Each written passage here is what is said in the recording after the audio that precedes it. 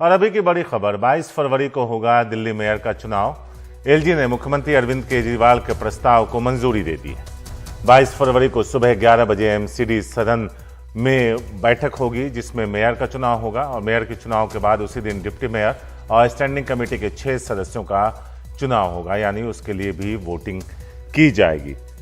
तो एक तरीके से आपको बता दें कि ये चौथी कोशिश होगी। 3 कोशिशें पहले हो गई हैं जो हंगामे की भेंट चढ़ गई, लेकिन उसके बाद आम आदमी पार्टी की जो मेयर पद की उम्मीदवार हैं वो सुप्रीम कोर्ट पहुंची थी और मेन जो ऑब्जेक्शन था वो ये था कि 10 जो मनोनीत पार्षद हैं उन्हें भी वोटिंग का राइट दिया जा रहा था और आम आदमी पार्टी का कहना था कि यह संविधान के हिसाब से सही नहीं है। तो उस पर मुहर लगाते हुए सुप्रीम कोर्ट ने कहा कि मेयर, डिप्टी मेयर और स्टैंडिंग काउंसिल के मेंबर्स के चुनाव में जो मनोनीत सदस्य हैं वो वोटिंग में हिस्सा नहीं लेंगे। उसके बाद ये रास्ता साफ हुआ। सुप्रीम कोर्ट ने कहा कि 24 घंटे के अंदर बुलाया जाए बैठक और उसमें ये चुनाव हो। तो आज अरविंद केजरीवाल ने एलजी को 22 तारीख के लिए कहा था, जिस पर मुहर लगा दी गई है। शरद है हमारे साथ। शरद, पूरा अपडेट दें एक बार फिर से।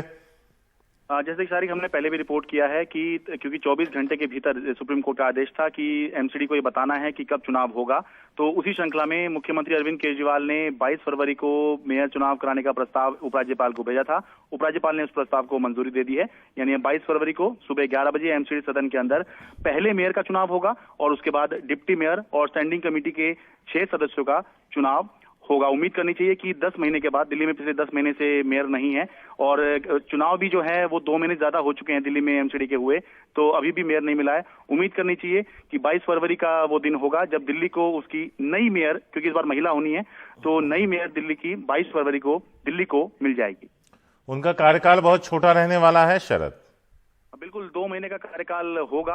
हालांकि सवाल ये उठ रहे हैं कि 2 महीने में क्या करेंगे, इतना तो नए लोग हैं, काम समझने में भी समय लग जाएगा, लेकिन हो सकता है कि आगे दोबारा इन्हीं को ही जो पार्टी जीते वो आगे बढ़ा दे। जैसे कि अभी लग रहा है कि आम आदमी पार्टी का पलड़ा भारी है, तो अगर आम आदमी पार्टी जीतती है मेयर का चुनाव तो वही आगे बढ़ा दे।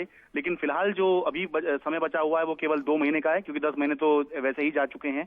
तो लेकिन फिर भी जरूरी है कि अभी तक तो मेयर ही नहीं चुन पा रहे हैं, लेकिन 3 बैठक निकल चुकी हैं, तो उम्मीद करनी चाहिए कि अब 22 फरवरी को कोई और विवाद ना हो और शांति से जो प्रक्रिया है वो पूरी हो जाए कि मेयर का चुनाव, कम से कम मेयर का चुनाव तो हो जाए, बाकी चुनाव तो बाद में भी हो सकते हैं। मेयर होना जरूरी है ताकि एमसीडी जो है वो दिल्ली जनता ने जो चुना है जिनको, उनके हिसाब से थोड़ा चल सके। शरद, अगर देखें तो मेयर और डिप्टी मेयर की जो चुनाव है वो महज औपचारिकता भर है, क्योंकि नंबर्स आम आदमी पार्टी के साथ हैं। जो स्टैंडिंग कमेटी के जो मेंबर्स हैं उनको लेकर थोड़ा मामला फंसा हुआ है, वो जरा दर्शकों को समझा पाएं आप अगर तो।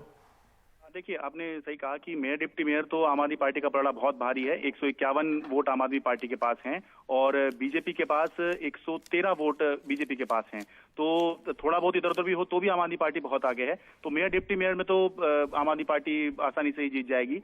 लेकिन स्टैंडिंग कमेटी के 6 सदस्यों का चुनाव होना है। स्टैंडिंग कमेटी जो कि एमसीडी की असली सरकार मानी जाती है, सबसे पावरफुल बॉडी वही होती है, तो उसमें 6 सदस्यों का जो चुनाव होना है। आम आदमी पार्टी ने 4 सीटों पर पर्चे भरे हुए हैं और बीजेपी ने 3 पर। सीटें 7 हैं, सीटें 6 हैं और उम्मीदवार 7 हैं, यानी एक उम्मीदवार जो है, दोनों ही पार्टियों में से किसी एक का उम्मीदवार जो चुनाव हारेगा ये तय है।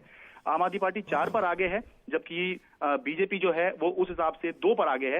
लेकिन क्योंकि फर्स्ट प्रेफरेंस होता है, गणित इस तरह का बैठ रहा है कि आम आदमी पार्टी जो है उसको 4थी सीट जीतने के लिए फाइट करनी है, बीजेपी को 3री सीट जीतने के लिए फाइट करनी है और बीजेपी 3 सीट जीतने के ज्यादा करीब है।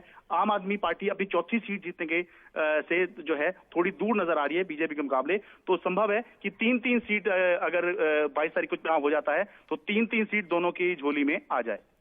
शुक्रिया शरद, इस पूरी खबर पर विस्तार से रोशनी डालने के लिए आपका।